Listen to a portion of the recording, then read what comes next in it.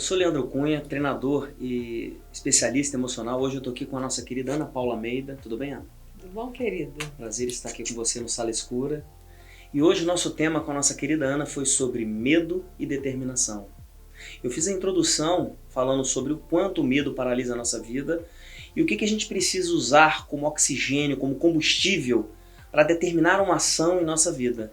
E eu gostaria de ouvir de você, Ana, assim, primeiro em breves palavras, o que é o medo de fato dentro da tua vida e para você e uma passagem da sua vida que você passou com um medo muito forte na sua vida. Então, Lê, eu não tinha muita noção de que medo poderia ser também coisas que a gente viveu na infância, né, na adolescência.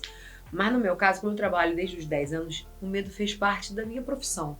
E começou assim. Eu fui muito exigida, muito pequena, muito nova, e isso não vejo como uma coisa ruim, vamos dizer. Claro. Mas que eu tinha que me adaptar. E eu tinha que romper meus medos.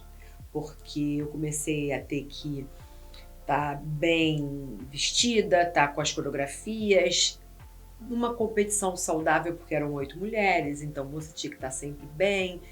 E o meu primeiro medo que você me perguntou foi quando eu fui fazer show no palco.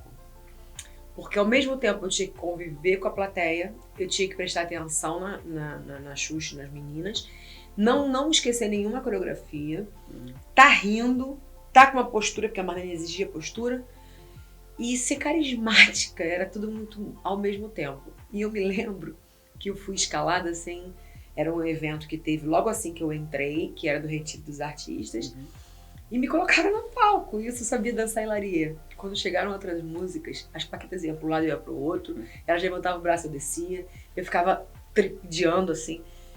E eu lembro que a Marlene me catou assim e falou assim: você não tá pronta ainda. Isso é um modo carinhoso de falar, porque ela me deu um baita bronca.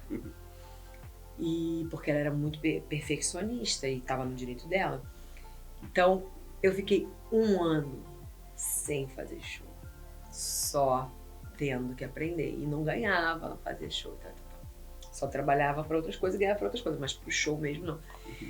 E aquele medo da desaprovação, da incompetência, da rejeição, de tipo, vou perder esse paquete, acabei de entrar, não vou ser bem vista daqui pra frente, porque vão sempre falar que eu não danço, que eu sou desconjuntada, que eu sou... E era suburbana, então eu tinha feito aquele jeito de tipo assim, já moro longe, eu não tenho condição, ainda vou ter que passar por tudo isso. E minha mãe começou a movimentar a quebra desse medo. E às vezes eu chorava, e ela, engole esse choro. Choro não vai te adiantar em nada. Vamos levantar a cabeça. E assim foi. E ela dizia uma frase, eu sei que você vai pedir uma frase, mas eu já vou adiantar. Fala. Ela dizia assim, é uma frase estranha, tá, gente? Mas eu vou falar. Fala. Faça das tripas coração.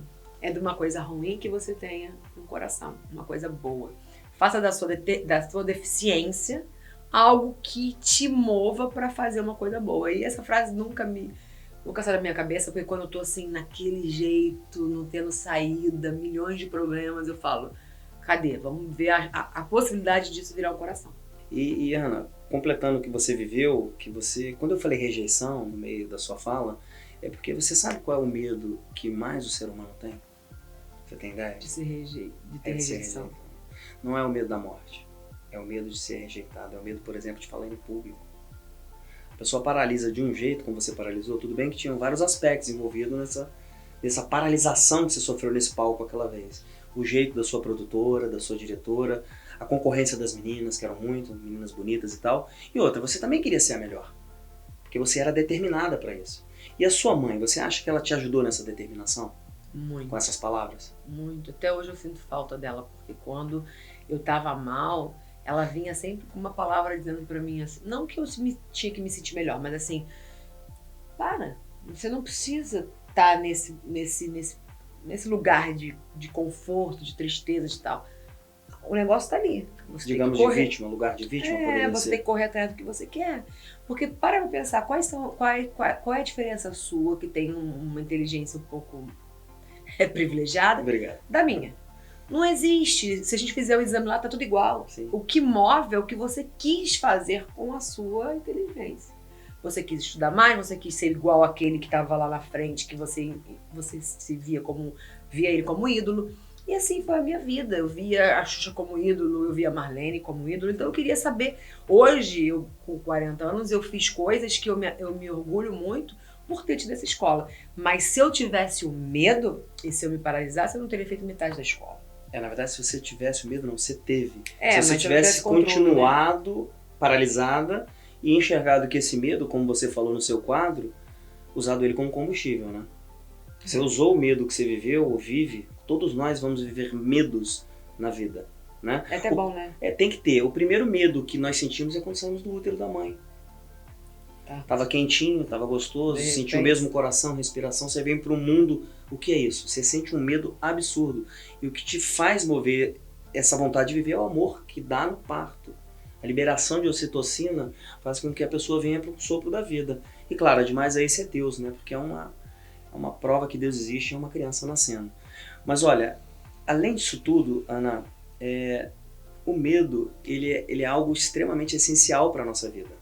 Porque, por exemplo, você tomar uma atitude, se você não tiver com receio de tomar, o medo te impede de você tomar uma determinada atitude. Você acha que hoje você está bem determinada, focada, quando você enxerga que você tem que tomar uma atitude mesmo com medo? Sim, e o medo às vezes é muito meu aliado. Porque a gente que tem uma exposição muito forte, tem assuntos que você tem que recuar, e não é o medo, mas é o medo de você ser interpretada errada, de você se expor. Então o medo já me colocou em algumas situações de tipo, ok, vamos recuar. E também já me fez fazer coisas que eu não queria, porque eu estava com medo daquela situação, de uma agressão, de uma gritaria, de uma humilhação, e o meu medo daquela pessoa me fez agir diferente. Então assim, me fez ser, sei lá, no momento fazer coisas e pensar coisas que eu não faria em sã normalidade, porque a gente sai meio que do eixo. Só que o medo, ele hoje em dia, eu coloco ele assim, eu tô com muito medo daquilo. É um medo que eu criei ou é um medo real daquela situação? Perfeito. Porque às vezes a pessoa não é tão monstruosa como você pinta que ela é, ela só é profissional. E a forma dela ser profissional e ponto. É isso aí. Então, às vezes, a mãe, né, dá limite pra criança, fala de uma forma com a criança, não, é melhor pra você, você tem que fazer e vai fazer agora. A pessoa que tá por fora fala assim, nossa, ela é xerife, ela mandou. Não, mas é a forma dela impor pra aquela criança que se ela não fizer isso lá na frente, ela vai ter medo porque não conquistou nada, ela vai ter medo de falar, ela vai ter medo de se empoderar, de falar, não, eu quero isso, eu gosto daquilo. Eu falo isso com meu filho. Não, você tem que impor pra mamãe o que você quer, pro seu pai o que você quer, pro seu amigo. Não, você não vai até ali, você vai até aqui, porque eu não quero fazer isso agora. Então, assim, você já começa a tratar desde pequenininho. Porque hoje em dia eu tenho medo de coisas que eu não vou conquistar.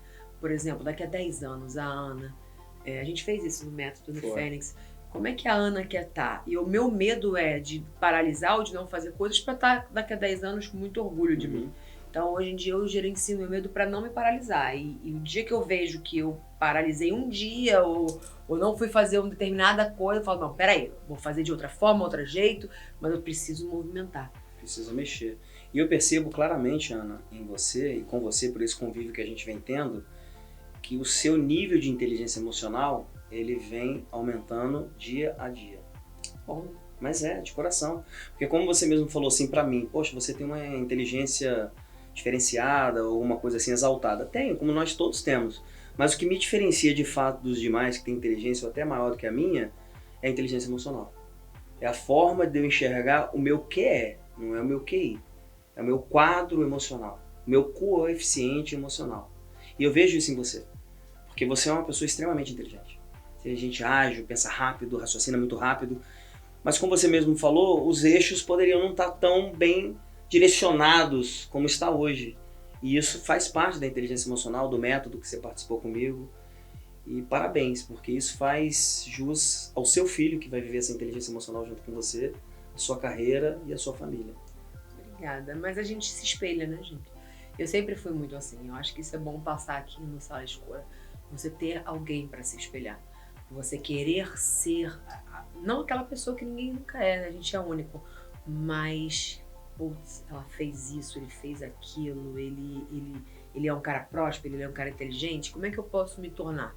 E sugar, a pessoa tá falando, você tá aprendendo, isso eu não consigo fazer, isso eu não sou assim, ou eu quero ser assim, pô, o cara acorda às 5 da manhã pra malhar, pra fazer o dia inteiro acontecer, vou fazer isso, não vou dormir até às 9. E acho que assim, eu acho que você tem que, a inteligência ela é construída, né? Isso aí.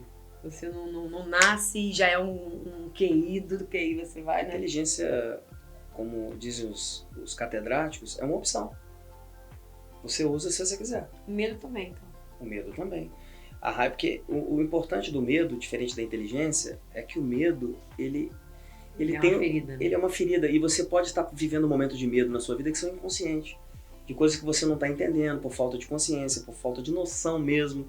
Não é o teu caso agora, porque hoje você deixou bem claro que você enxerga quando você tem medo, usa ele como uma ferramenta ou não, porque você paralisa, né? Se eu mandar você atravessar um rio sem saber o que tem no rio, você vai atravessar? Não. Eu vou tentar pelo menos jogar uma pedrinha pra ver se é fundo. E se eu te falar que não tem nada? Eu também vou ter medo. Eu posso até ir, porque eu sou muito... Pronto, você pegou, você vai fazer, é ação. Mas você vai ter que ter cautela. Você vai ter cautela, então vai muito também de quem está junto de você. Por isso que eu te digo, escolha também as pessoas que até você pode compartilhar o medo que você vive. Porque tem a falta de experiência do outro lado que te impulsiona a fazer algo que você não quer. Acaba acontecendo 90% das relações, principalmente. Eu já vivi isso. Trazendo pro seu que você ensina, né? O medo também pode ser um gatilho do passado, né? Às vezes você foi tão rejeitado, tão humilhado, tão machucado que você tem medo de se encontrar alguém ou se entregar a alguém ou trabalhar com alguém muito parecido com quem te feriu. E esse medo paralisa, né? Esse medo é aquela pessoa assim, não vou ali, porque já sei que vai dar problema. Mas são pessoas diferentes, você tem que enfrentar. Eu acho que o medo hoje em dia, as pessoas têm que entender que é igual problema.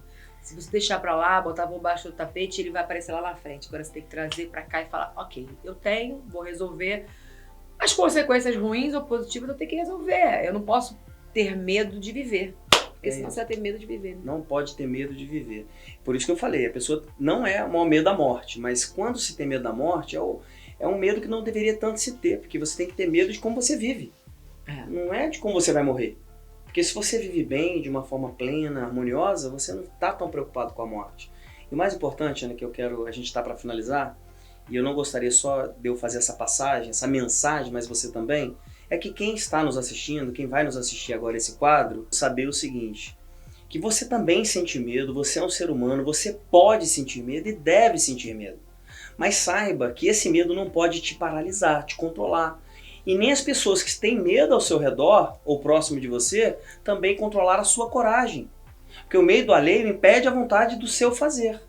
Então faça uma mensagem bem importante para aqueles que não estão assistindo, Ana, sobre isso, sobre incentivo mesmo em relação ao medo.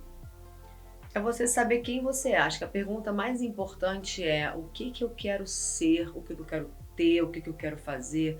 E aí você estipular meta, focos, determinação para acabar com esse medo, porque o medo ele está muito mais forte dentro de você. Com as suas consequências, com as suas consequências da vida. Você teve medo lá atrás, você tem trazendo isso, só que uma hora você tem que romper e falar o que eu quero ser, o que me leva a ser o que eu quero. É ser melhor, é parar de errar, é ser mais humilde, é não ter medo de chegar para alguém e falar você é importante, eu te amo, me perdoa, impulsionar e falar assim, não quero mais essa relação tóxica, eu tenho medo do abandono, mas eu tenho mais medo de continuar nisso, porque eu tô doente. Então, o medo ele adoece, o medo ele te trava, ele te põe numa bolha. É romper e saber que mesmo que você rompa e faça besteira, você fez, você foi capaz de ser corajoso para fazer aquilo. Fez besteira, volta e faz certo, sabe? A vida, ela não vai acabar amanhã, você não vai ser punido por errar, você vai ser punido por paralisar e falar assim, o que eu fiz na minha vida? Nada, trabalhei para comer, para feliz, nada. Você tem que falar assim, não, eu tenho orgulho, conquistei isso, eu tenho uma pessoa do meu lado que eu fiz ela ser melhor porque eu sou melhor. O que a gente faz, a gente irradia alegria, a gente irradia entusiasmo, a gente irradia coisas boas. Então é isso, a mensagem é essa, é você acreditar que você pode até ser melhor do que em você se espelha. depende disso aqui, do seu caráter, da sua essência. E todo mundo é muito bom como essência. As pessoas às vezes querem catar o anjinho do mal, mas o anjinho do bem é muito melhor. Muito mais forte. E é muito mais poderoso. E isso as pessoas procuram em outras pessoas. Tem que procurar em você. Dentro da gente. Então rompa suas barreiras, rompa seus medos e saiba verdadeiramente que se você não fizer, eu costumo dizer isso nas minhas palestras, alguém vai fazer. E 2, não tenha arrependimento do que você faça. Tenha arrependimento do que você não faça. Porque se você não fizer, como é que você vai saber se você está certo ou errado? E se foi bom, né? E se foi bom ou ruim? E se você sabe se vai colher fruto daquilo ou não? Qual é a perspectiva que você tem para você? Fica mais uma vez essa grande mensagem para você sobre o medo. Eu sou Leandro Cunha, treinador e especialista comportamental e emocional. Estou no Sala Escura com Ana Paula Almeida, levando essa luz para você. Que bom. Aproveita, pega a visão.